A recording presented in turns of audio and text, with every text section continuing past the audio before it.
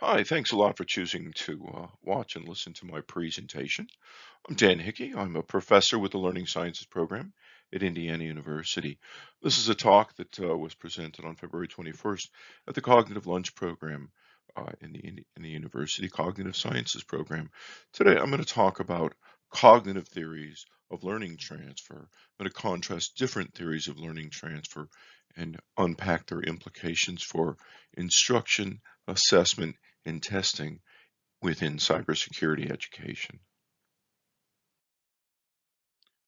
So this work was conceived and the corresponding paper was written or drafted while I was supported by a grant from the National Science Foundation. My colleagues and I were exploring a socio-constructivist innovation known as playable case studies to teach undergraduate informatics students cybersecurity and disaster preparedness. And in this project, we attempted to incorporate some of the situative design principles that I'll be talking about at the end of my presentation. My friend Ron Cantor, a graduate school colleague from Vanderbilt, was my co-author on this series of papers I'll be talking about today. The NSF work was with Derek and Elizabeth and Phil, and down across the bottom are my fantastic graduate students and colleagues at Indiana University. So first, let me give you a little bit of background and context on me, my background, sort of where I'm coming from. I did complete my PhD in psychology. Technically, it was called cognitive studies. I actually went with Jim Pellegrino and Susan Goldman from Santa Barbara in the 80s. We moved to Vanderbilt to help them launch the new cognitive studies program, and the existing cognitive psych program wouldn't let us call it cognitive psychology, so they called it cognitive studies. And we joined John Bransford and others at the Learning Technology Center. Um, and we didn't really quite appreciate what an opportunity we had been presented with at the time, but it really was an amazing thing that was happening there. We were taking advantage of this amazing new interactive video disc technology. It was the first time you were able to drive a video using computers, the uh, Mac computers. And what's important about this center is it really emerged, it was formed in response to some very important events in the history of cognitive science in the early 80s. And that is folks like Roy P., John Bransford, and others really came together and became quite critical of this sort of push towards thinking skills that was really big in the 70s. And really with Bob Glazer and others who Pellegrino worked with at the Learning Research and Development Center in Pittsburgh really pushed oh, towards a more domain-specific vision and a more socio-constructivist vision that we saw, particularly in Bransford's work around anchored instruction, which was the focus of my dissertation. I did my postdoc at ETS at the Center for Performance Assessment, and I'll talk about that a little bit. It really shaped me in fundamental ways. The way that the assessment reforms in K-12 schools in the 90s sort of evaporated by almost before I even got to ETS in 95 was really quite sobering. I also at that time really, I would say, kind of jumped ship. I became what I sometimes call a born-again situative theorist relative to my prior training. And I took those ideas and worked them into faculty positions at Georgia State and University of Georgia before joining the new Learning Sciences program here at Indiana University in 2005. So I'm sure most of you attending this presentation are aware of the Learning Sciences program. Um, we get a lot of questions about it. What is the relationship with science of learning, learning sciences? Well, LS as a field traces its roots to 1990 to a new program at Northwestern University that Roy P. and Roger Schenck started with the support of Anderson Consulting. And right away, if you recognize those names, Roy, a legendary sort of sociocultural Vygotskian theorist of technology going back really into the 80s, and Roger Schenck, a major uh, schema theorist, right? So right away, this tension between these two cognitive and sociocultural perspectives is really baked into the learning sciences, and I'm very much a part of that sort of discussion and debate. What's important about learning science is we really reject the traditional dichotomy between basic research in cognitive psych and applied research in ed psych. Um, Rather, we aim to build what we call local theory in the context of efforts to reform practice, typically within a particular meta-theoretical framework. I myself, again, am a very stridently situative theorist, um, but rather than developing sort of generalizable theories, we focus on the development of design principles for specific classes of contexts. And so I've spent much of my career advancing a set of design principles for online education, for example. Um, and then more recently, as I'll introduce at the end, a set of design principles for improving instruction and assessment in the context of cybersecurity education. So we're here to talk about transfer. Most of you, I suspect, are familiar, if not deeply familiar, with the phenomenon of transfer, the way that activity in a learning environment impacts performance or learning in a subsequent transfer environment. Much of my work is directly influenced by the work of the late Randy Engel. In key respects, as I'll get to in the end of my talk, I've really picked up with Randy's sort of situative theories of transfer that she was working on when she died tragically young in 2012. The bottom line, otherwise instruction is wasted. If it doesn't transfer, there's really no point in having instruction. You're probably familiar with these expert consensus study reports from the National Research Council, now the National Academy of Science, Engineering, and Medicine.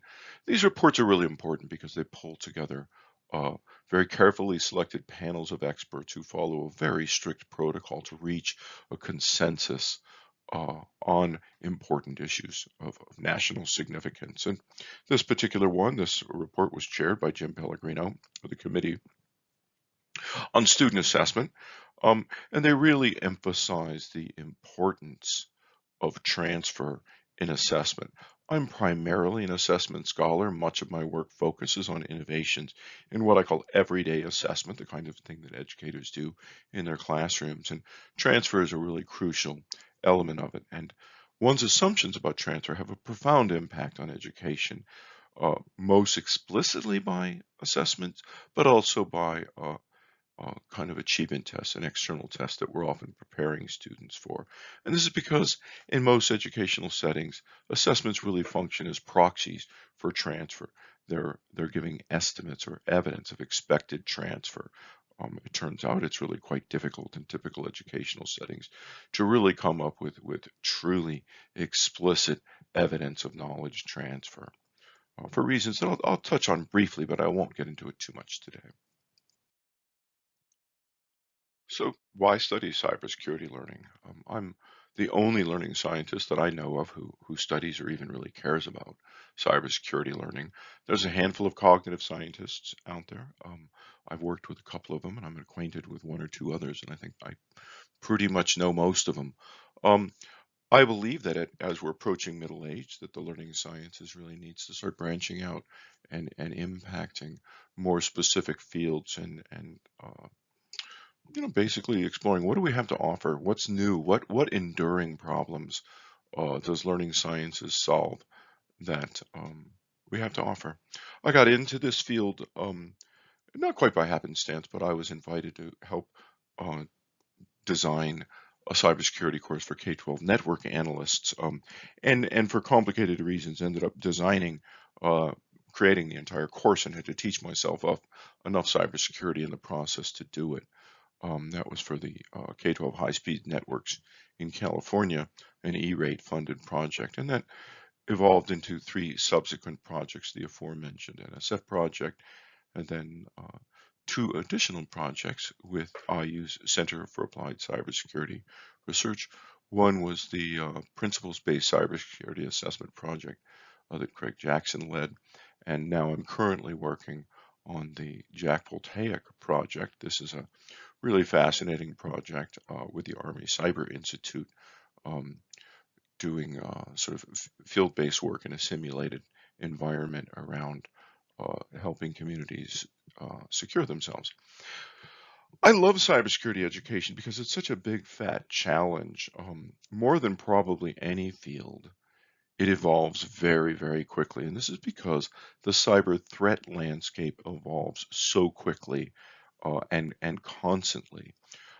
It's an interesting challenge. I know that I presented last year at the at the National Initiative for Cybersecurity Education Conference and confirmed what my colleague Ron told me, that most of the educators in cybersecurity don't come to the field from computing. They actually come to it from security.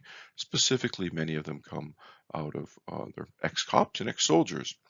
Um, so, and they have to teach people in a way that's likely to transfer to sort of unknown and ultimately unknowable problem contexts, right? Threats, attacks, under circumstances that are incredibly high stakes and happening very, very quickly. Um, Now, I do believe that these insights generalize immediately to computing education and pretty generally to STEM more broadly. The paper and this presentation and my thinking, I really focus on adversarial thinking as it's carried out in penetration testing. This is where you want to teach students to think like an adversary who's trying to attack your network or your system. And typically this is done in what's called penetration testing or pen testing.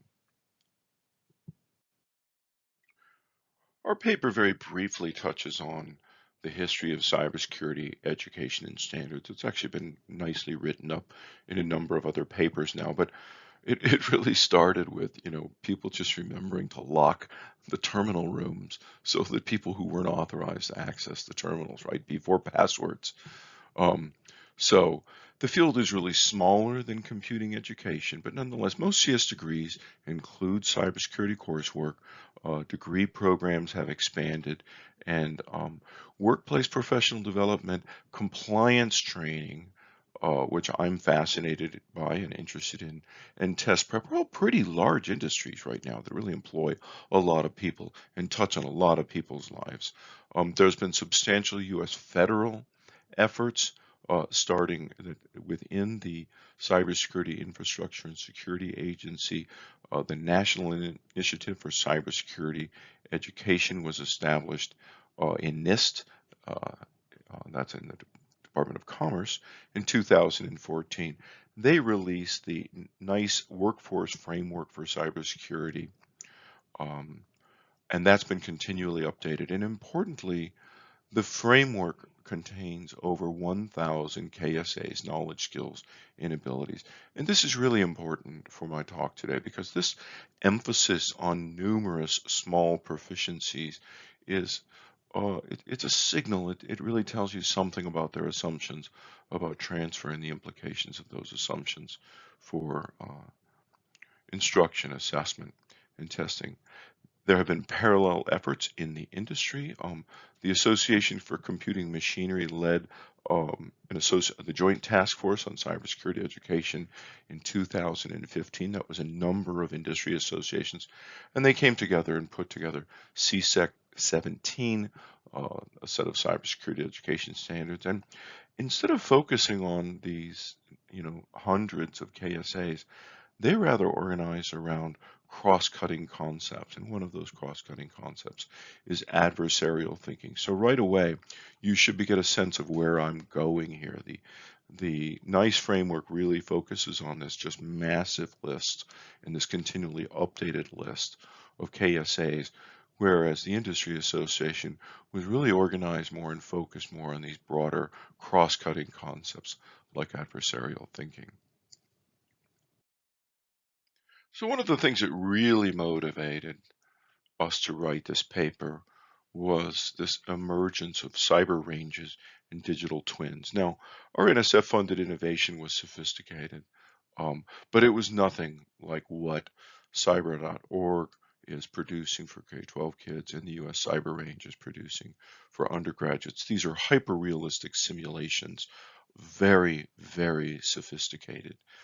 In the case of cyber ranges, they actually build in a simulated network and learning management system features. So these are huge investments. You can see there on the numbers over there on the US cyber range, what kind of numbers we're talking about. Now some of this expense is recouped by having, thousands of people using these systems. But they're expensive to build no matter what. Now, digital twins, on the other hand, are also quite fascinating, right? So most industrial and your pollution control systems, your water treatment systems. You know, people aren't cranking levers in those systems. They're entirely controlled by digital uh, interfaces. And so it's now possible, and it's quite become quite practical to build a digital twin of that interface that's identical in every way, except that it's not actually connected to the physical systems that they control. And so you have this opportunity for both training and testing purposes. Proponents argue that these innovations are more effective instruction and more valid assessment. Authenticity is key here. Again, they're very expensive to design and create. Much of this expense goes into making it possible to update these systems as new threats emerge for training and assessment purposes. But many of the educational features, particularly in the ranges, they're locked in the initial designs. And if you look at the literature, if you're familiar with it, they're discussing this quite a bit. They're making crucial decisions about authenticity. Does everything have to be authentic? Right? Is there some time for basic skills instruction? Um, and if you have that, is it early or is it late?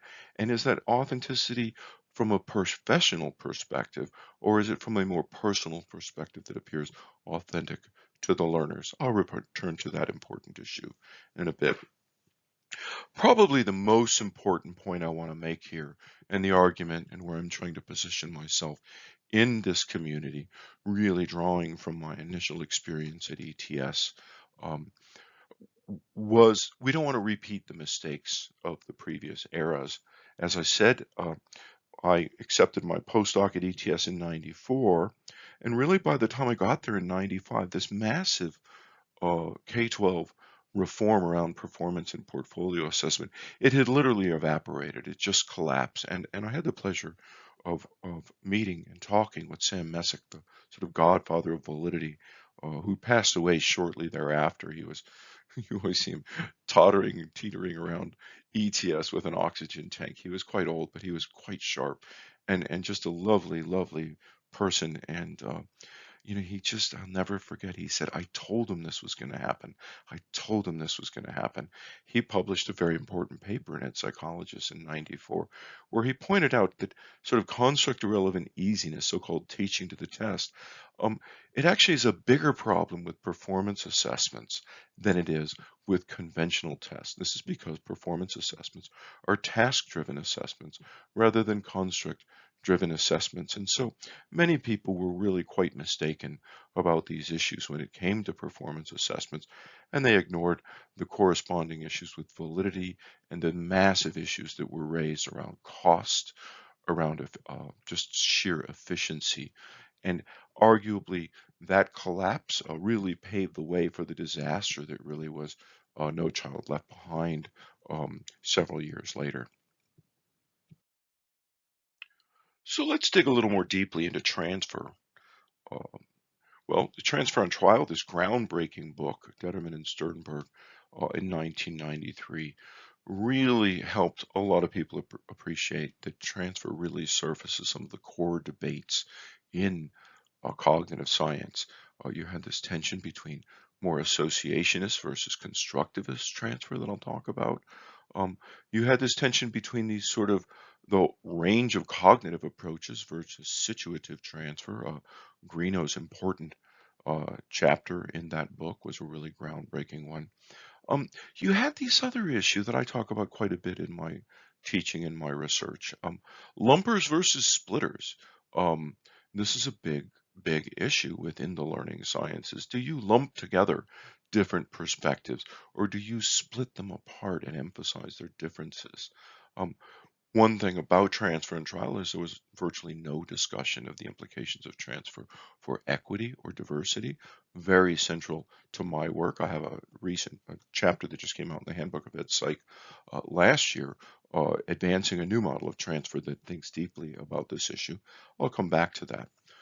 But transfer remains a major focus of theoretical advance, both within the cognitive perspectives, as I'll talk about today, but also within these progressive perspectives that Joanne Lovato and Charles Hohensee published this book in 2021. Um, there's some discussion of equity in that book. We were happy to write a review for that book in the Journal of Mathematical Learning. So We have this triad of papers going forward. Today I'm going to talk about one of those papers, and it's about cognitive theories of transfer. Um, there's a second paper that we're about to submit on situative transfer, and then a third one on transfer and diversity.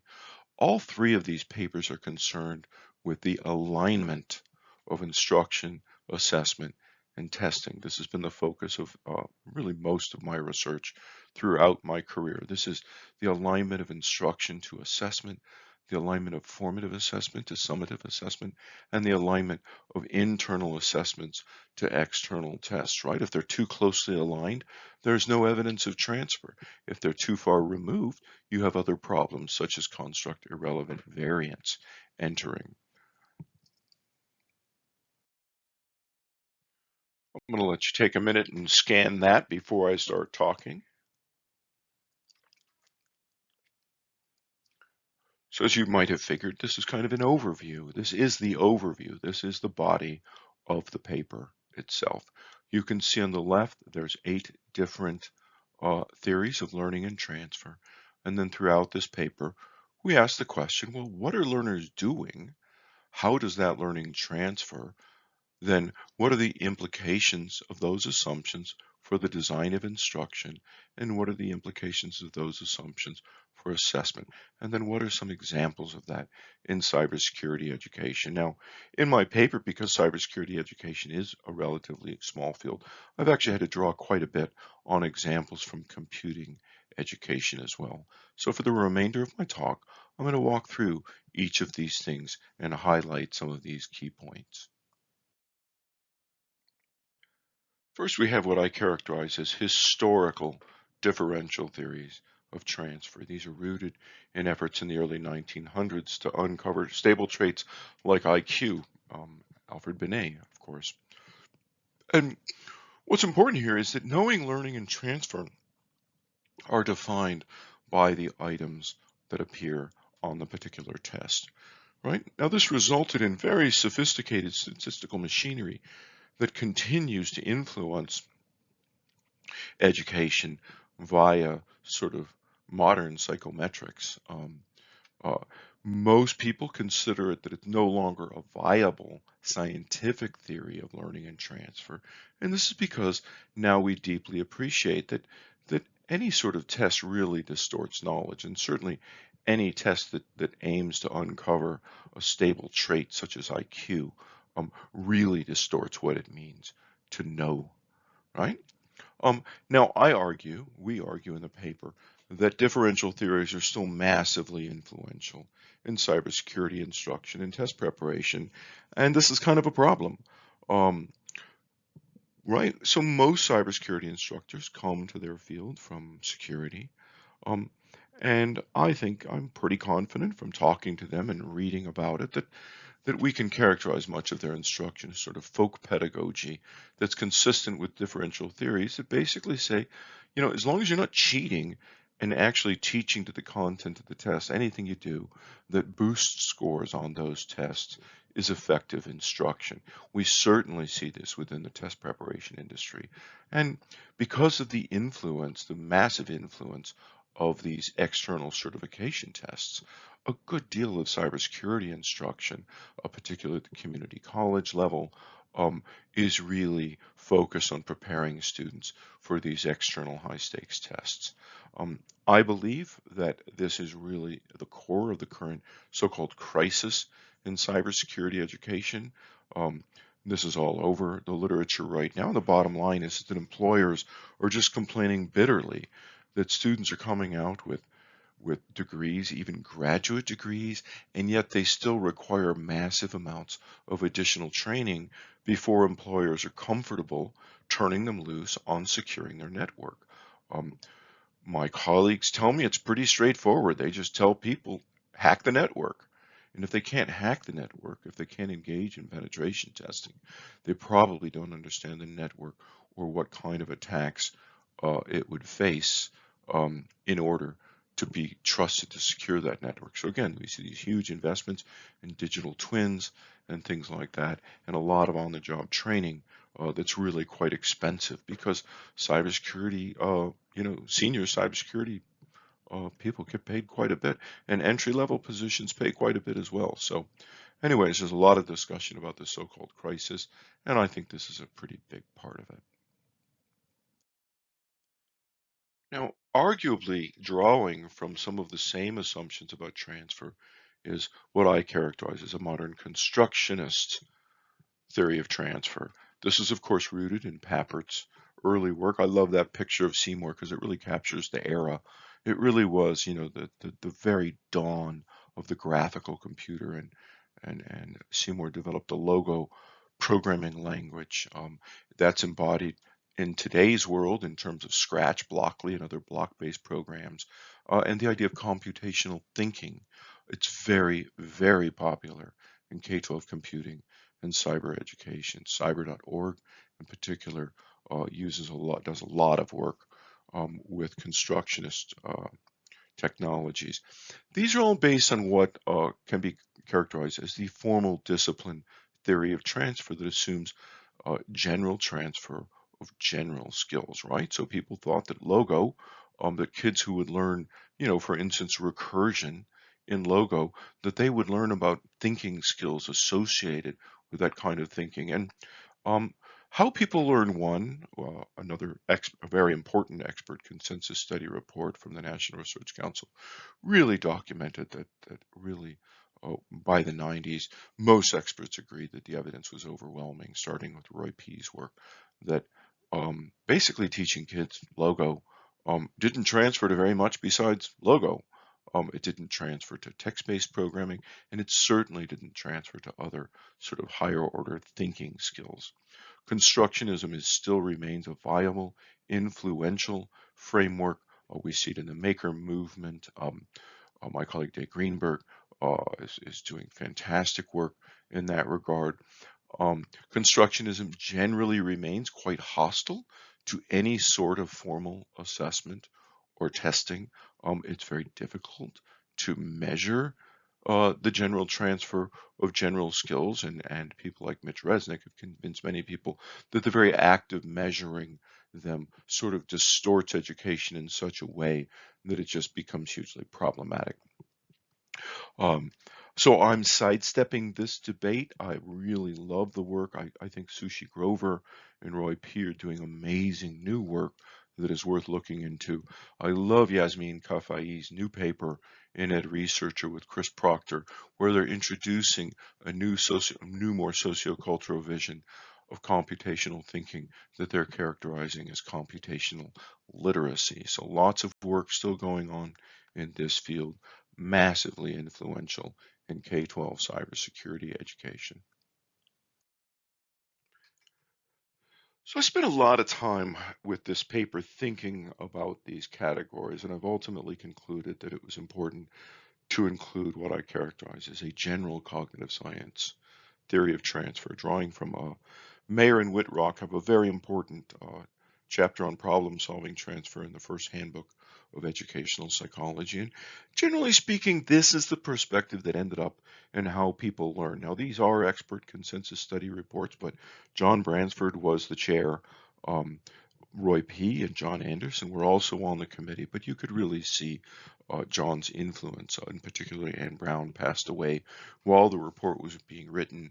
Um, uh, but what's important about HPL1 and this general approach, particularly as it's manifested in Rich Mayer's multimedia learning theory, is that it sidesteps the debate between associationist and constructivist perspective, between this focus on direct instruction and specific knowledge and more inquiry-oriented engagement, and basically argues for what Mayer and Whitrock called transfers, metacognitive transfer control of general and specific skills. Um, Not hostile to assessment, but generally hostile towards traditional assessment and testing. This perspective is very well represented in cybersecurity innovation. We've cataloged been able to include just a little bit of what's out there. There's a great deal of it out there. You see it going under various names: active learning, experiential learning, collaborative learning, immense focus on professional authenticity. Um, we argue in the paper that this is probably the most appropriate starting point for many innovators in cybersecurity education. There's quite a bit out there. You don't have to get into these harder debates. I do think that innovators need to grapple with this issue of transfer to traditional test formats. Again, this is a big issue. If you're teaching to the test on one hand, you might get your higher score gains, but then there's concerns about learning and transfer to sort of higher conceptual schema. So I've mentioned associationist theories. These are cognitive associationist theories, often mistakenly labeled as behaviorist. They're not. In the cognitive revolution, Anderson and others at Carnegie Mellon really drove forward on this sort of replacing stimulus response associations and behaviorism with cognitive associations. As influentially argued in the transfer of cognitive skills, Singley and Anderson, they've advanced the identical elements transfer theory. And from this perspective, assessment and transfer of associations is relatively unproblematic. Um, if people have associations in the form of, you can use a traditional multiple choice test, yes, they have that association, they can make that association. And if they have it, it can transfer pretty readily because it's assumed that you can decompose knowledge readily into its elements and that those elements add together or reassemble uh, relatively readily in transfer situations. Um, Now, this set of assumptions does call for carefully sequenced expository instruction followed by testing. And we see this in cognitive tutors, personalized learning, competency-based education, and a lot of other really influential innovations. In cybersecurity, it's very explicitly represented by the Cybersecurity Skills Journal that really takes a very, very strong stance. They state, that competency must be decomposed. And now on the surface, it appears consistent with a nice workforce uh, framework for cybersecurity. Now, they don't really come out and say it, but if you read deeply into it, you'll see that among the hundreds of competencies are competencies for cybersecurity instructors, and these support these much older Gagne's events of instruction and these very traditional direct instruction frameworks. Now, skeptics have long questioned the reductionist and the additive assumptions, right? Can you really break content down that way and still have it be meaningful? And do those associations indeed add up together? Now, because of the amazing power of computers, that you really need to break content down if you're going to model it with a computer and then provide instruction that someone is ready, confidently ready to learn. That really does require, um, not entirely, you have your sort of constructivist, computer supported collaborative learning community, but certainly within the cognitive tutors, personalized learning, and CBE, they all embrace variations of this. Um, we can't escape the influence of this. We really don't see a lot of consideration of these perspectives within the learning sciences. I think that's a mistake because they are so influential. There's enormous amounts of work in these fields. Most people in the US don't realize that if you sign your kid up, your K-12 kid up for a virtual school, they're going to be getting this, personalized competency-based education. It's enormously influential now. We really need to be looking at it much more seriously. It certainly is very prominent in cybersecurity education within the cognitive tutors. Many MOOCs embrace this perspective. So quite antithetically, sort of on the other end of the spectrum, we have constructivist theories. This includes sort of cognitive constructivists, really building on Piaget, um, but again, moving more into domain specific from the domain general in Piaget, but also socio-constructivist approaches. We see this in inquiry-based learning, collaborative learning, problem-based learning, also very prominent among cybersecurity educators. It's extremely influential among cognitive scientists and learning scientists. My IU learning sciences colleague, Cindy Mello Silver, just recently inducted into the National Academy of the Sciences alongside the class with Linwell Miranda, based on her immense body of work and her immense influence around problem-based learning and her work more generally drawing on constructivist theories. She was the first graduate of the program at Vanderbilt and studied closely with John Bransford. And I believe I was the second graduate of that program. So super happy to have her here at IU and as a longtime colleague and friend. Um, Another really important aspect of constructivist theory is PFL, preparation for future learning. I think that this is a huge insight that many cybersecurity educators can benefit from. Um, Now, it reminds people that when you're preparing people to transfer their knowledge, much of that transfer is going to occur in the process of subsequent learning. Right? And this makes sense, right? When you're teaching undergraduates in a large sort of intro class, basic concepts of cybersecurity, um, and then you're going to get them into smaller, more advanced upper division classes, um, right? So that earlier learning needs to transfer confidently to that later learning. And that's very familiar now, thanks to Bransford and Schwartz. But I think in cybersecurity, there's another thing happening. And this has to do with what I mentioned earlier about the nature of the evolving threat landscape. When you are responding to an attack, you have to learn what your adversary is doing. And so there's another very important aspect of preparation for future learning that I think is really important here for the field. And Dan, I've known Dan for many years. He was the cool professor when we were at Vanderbilt. And I've enjoyed working with him over the years. We're all thrilled to see that he's still the dean at Stanford. Many of us were a little surprised when he took that position, but reportedly, according to my friends there, he's actually doing a great job. Um, uh, so the bottom line with constructivist theories, including this vast range of them, again, it's really hard to pin them down. And a lot of them, because they tend to be so taken for granted, don't really like to be labeled as such. But for the most part, it means that instruction starts with complex, authentic problems. This focus on schema, higher order conceptual schema that learners construct, making sense of the world around them, that focus sidesteps concerns with cognitive load, right? Most of the research on cognitive load shows that that extraneous problem context gets in the way of learning these very specific, easily measured things. Um, this gets at the issues with assessment in constructivism.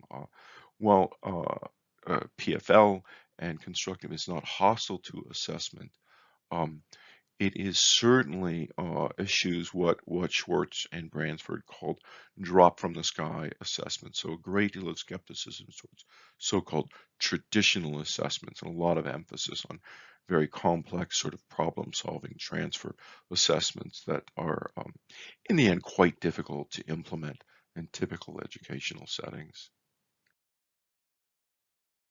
So I've tried to avoid using the term traditional to talk about cognitive theories of learning and transfer relative to newer situative and sociocultural theories because there's still really important work happening within cognitive theories learning in particular. Two of them that you may be familiar with. One is, of course, Rob's work, Rob Goldstone, and this idea of perceptual transfer theory. It's in Day and Goldstone and several other publications. Their argument is that you need to focus on the authenticity of the learner's mental models rather than the actual environments. And I think that this is huge advice for these people that are investing literally millions of dollars in developing cyber ranges because they're spending a huge amount of money to create what they presume are authentic learning environments. And Rob would argue as I understand it, that you really need to pay a lot more attention to the mental models that the learners are constructing in those environments, because they actually might be very, very different than what you think they're doing in those environments. And then coordinative theory, Schwartz and Goldstone in a 2016 handbook chapter, really important because it addresses the problem of negative transfer. This would be where, your cybersecurity students, they take a penetration testing strategy that they learned in school and inappropriately transfer it into the workplace, or where someone who's been successful in the workplace with one threat actor uh, tries to do that same thing again against a different threat actor and a different threat. And that's a good example of negative transfer in cybersecurity. And coordinative theory supports so-called inquiry first. These are some really important work around using inquiry-oriented instruction to help prepare students for more conventional instruction to make sure that they're paying attention to the right things, to providing them a broader context to prepare them for more expository instruction. Again, that's the Schwartz and Goldstone. So that's wrapping up the core of things. So let me briefly talk about the next step. So the paper that I'm talking about today was accepted just last week in an open source cybersecurity journal. We have finished drafting a paper on situative transfer that we're about to submit to computer science education. They actually rejected the first paper, which was of course disappointing, but not surprising because they basically said there's really not enough new here. And they asked specifically about situative theories and they asked specifically about equity and inclusion. So the paper that we'll be submitting to CSE, we really reframe Randy Engel's notions of expansive framing as personal authenticity. I want to diverge here a little bit. This is a really, really important consensus study report, in my opinion, that was published in 2021. Google approached the National Academy. This committee was included Victor Lee, former president of Learning Sciences, Mimi Ito, my former sponsor at the MacArthur Foundation and a fantastic anthropologist, and Barbara Means at Digital Promise, my old boss, before graduate school. And they came together, and according to Victor and others, Mimi Ito in particular, Google said, we want you to write about authenticity. And Mimi said, well, authentic to who? What does that mean? And basically in this thing they've argued that if we're going to develop interests and competencies among diverse learners in computing, that it really needs to be personally authentic. And they did not reference expansive framing in that book, but rather they referenced situative theory generally, and they referenced work around culturally responsive and culturally relevant pedagogy as a way to be personally authentic to attract learners. And I'm finding that a very powerful framework. After a decade, I'm finding that expansive framing is really too challenging to communicate to audiences like cybersecurity educators. Um, so we're excited about that. Then we have another paper that's actually drafted where we're exploring the implications of all of these theories for equity and diversity, building on the emerging views of transfer handbook chapter. Um, we argue that the implications of cognitive transfer, the theories that I've just shown you here, are mostly leading you into deficit-oriented responses to diversity and therefore are largely negative, whereas the implications of situative transfer theories lead you much more into the asset-oriented approaches, the so-called funds of knowledge, um, culturally responsive pedagogy, and those are therefore much more promising. So very briefly here, let me talk about this paper that we're about to submit. Um, as I mentioned, I've spent a lot of time, really a good chunk of my career in the past decade, picking up with Randy Engel's notions of expansive framing, these situative design principles for supporting generative learning that transfers readily and widely. And what you see here is I've taken her 5 explanations of why expansively framed learning should support generative learning that transfers readily and widely. We've extended them using this idea of personal authenticity.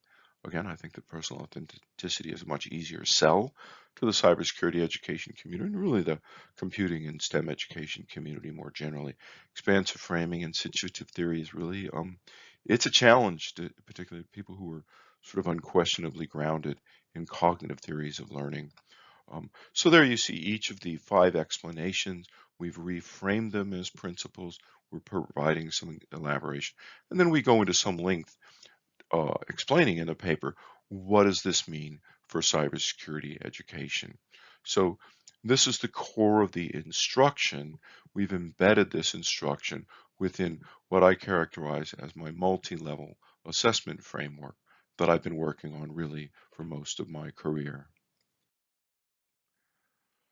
So this is what I'm referring to here. Again, I don't, this is not the time to get into this. This gets quite complicated quite quickly. The bottom line is that the instructional design principles I was just sharing with you are embedded in for increasingly formal levels of assessment that start out very personally authentic and become more and more professionally authentic, um, that where knowledge is represented in increasingly formal ways from a very informal during instruction and immediate assessments, um, and ranging out to very formal in your external tests. The interactions go from being very public um, to very private. Uh, these assessments capture learning on timescales that become increasingly long, from literally minutes during instruction to years in distal external tests. Um, the orientation of assessment goes from sort of very specific interactions to activities to standards.